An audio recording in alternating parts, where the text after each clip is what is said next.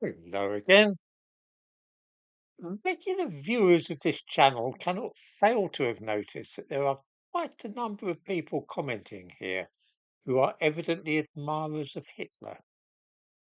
They refer to him as the Austrian painter or AH, and they make cryptic references to the small hats and various other euphemisms for Jews. I find this very odd. I read the comments that these people make and can often spot glaring errors in what they say. I cannot, however, as a rule, be bothered to correct their mistaken ideas. General Patton, for instance, is said to have expressed the opinion in 1945 that we fought the wrong enemy. This is, of course, complete nonsense. True, Patton disliked Jews and thought that the Germans were a noble race, but that's as far as it goes. The quotation didn't appear in print until 1975, 30 years after the end of the war. Talking of inaccurate quotations reminds me of how many people post things here, which either Hitler or Goebbels or some other high ranking Nazi is supposed to have said.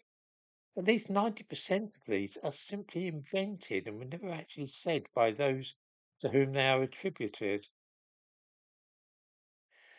I used to be puzzled as to why these people should choose to come to my channel in particular with this stuff, since I am, to say the very least of it, not an admirer of the Third Reich.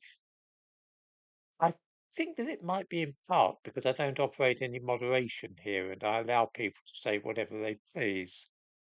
It will be observed that some very insulting and offensive things are said about me sometimes in the comments here, but I let these things remain. It is the same with those who wish to promote anti-Semitism. For instance, how many times have we seen people say things such as the Jews have been thrown out of 109 countries? It's complete gibberish, but quite catchy.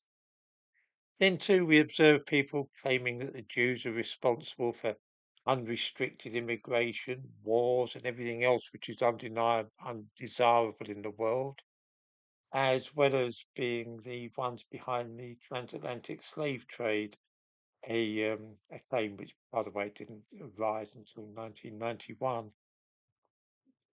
But then there are the Holocaust deniers, of course, who post cryptic messages such as wooden doors. I suppose that the reason that these people like the internet is because of the complete anonymity they find there. Obviously, if you were to go into the average bar and start shooting your mouth off and claiming that the Jews ran the slave trade or planning to destroy the white race or something of the kind, then there's an excellent chance that somebody will get annoyed and challenge you about it. Posting under a false name on the internet means that you are saved the embarrassment of being made to look a fool publicly. I think that many of those who harbour such feelings go to a lot of different YouTube channels and other sites on the internet and post stuff like this in the comments. And in 99% of cases, the comments are promptly removed either by the channel owner or YouTube. The fact that I don't delete comments about the small hats, say, or the ones which merely consist of a phrase like oy vey, means that the person typing it feels that here is a good place to propagate these ideas. After all, this channel has 231,000 subscribers, so it's a good way of getting your message to be read by a lot of people. The most peculiar aspect of the business is that I've made no secret of the fact that I'm a dedicated Zionist who has no time at all for this kind of thing. But still they come. It's altogether a most curious affair.